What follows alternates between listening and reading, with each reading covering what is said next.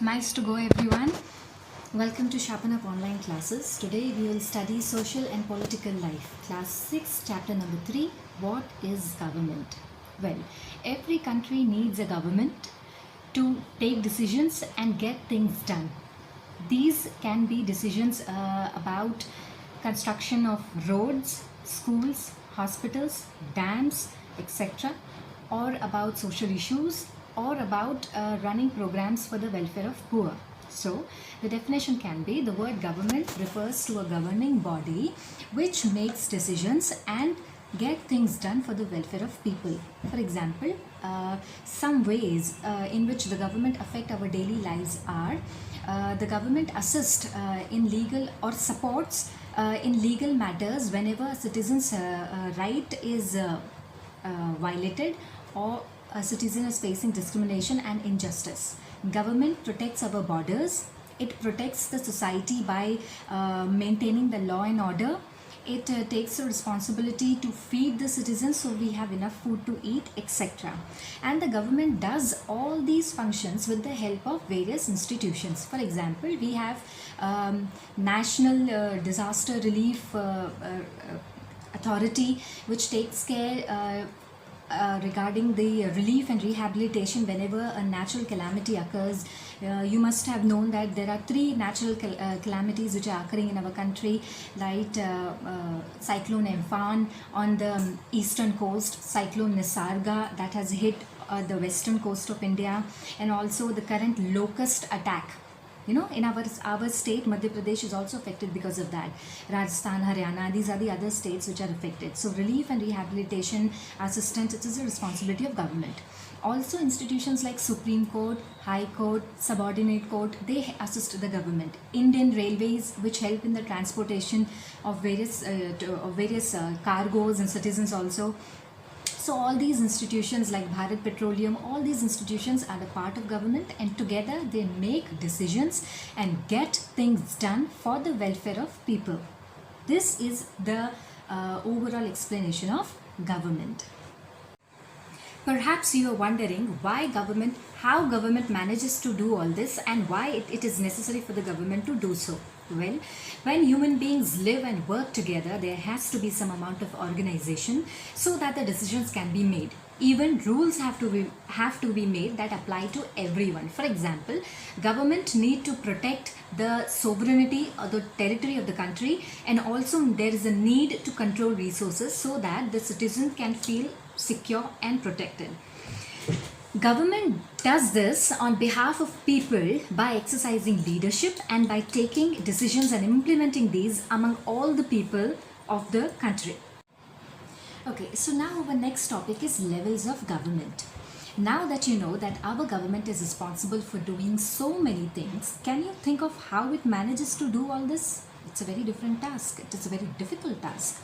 Well, government functions at different levels. Local level, state level, national level. Local level means government at the level of your village, town or locality. State level refers to the government that covers the entire area of the state. For example, Madhya Pradesh, Haryana, Assam, Rajasthan, etc. And national level refers to the government which is concerned about the entire country, which is at the top, the national level government. Well, how the government functions at different levels is a topic of your further classes. Today, we will only study the levels of government. There are three levels of government: local level, state level and national level. Laws and government. Well, why do you think that the government needs to make rules for everyone in the form of laws? Why do we need laws? Well, the government need laws to maintain peace and order in society. Law establishes justice. They are meant to fulfill the constitutional ideas of equality, freedom, fundamental rights, etc. Laws makes it compulsory to obey it. So, laws supports the government in two ways. Number one, it helps the government to function smoothly and properly. Number two, it gives the government the power to enforce its decisions. Also, if a person thinks that a particular law is violated, he or she may approach the court and can claim that the law is not being followed, and then the court can give orders on what can be done. Well, as we all know that the government has the power to make decisions and enforce laws. But who gives government this power to make decisions and enforce laws? Now here comes our topic, types of government. It depends on the type of government that is there in a country. In India, there is a democracy. India is a democratic country, and it is people who give the government this power. For example, people vote in elections and vote in elections for particular persons and elect them. Once elected, these persons form the government and run the government on behalf of the people. In a democratic government, the democratic country, the government has to defend its actions and decisions to the people. Whereas in monarchy is another form of government, and it is ruled by king or queen, and we call it monarch. So in monarchy, a monarch has absolute powers. He has a small group of people to discuss the matters with, but the final decision making power rests with the monarch.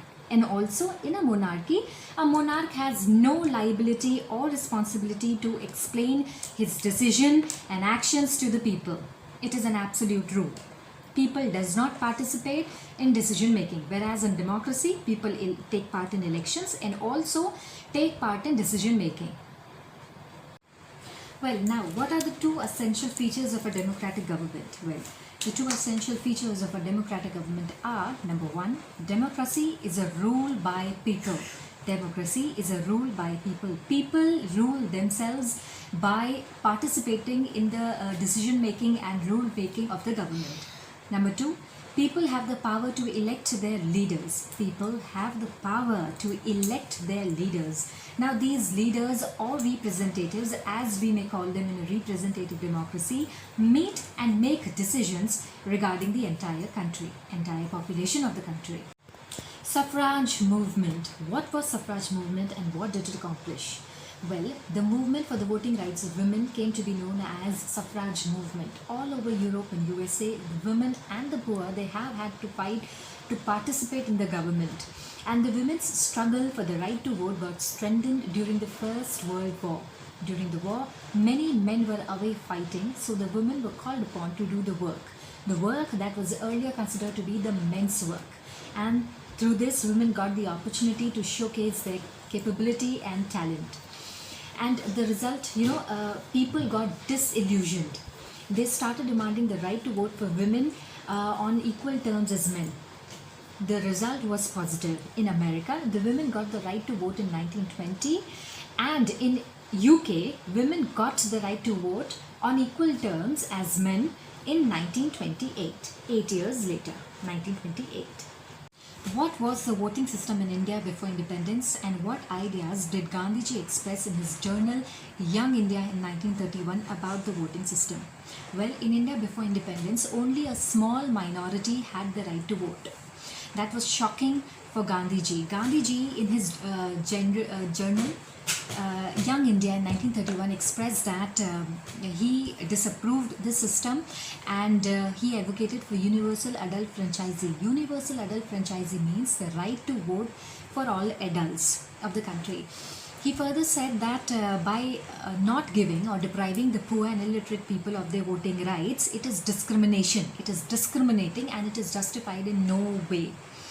As a citizen of India, they have full right to participate in the functioning of the government by voting in elections. So, thus our country adopted universal adult franchisee, which gave voting rights to all adults despite their background, economic background and their educational background after independence.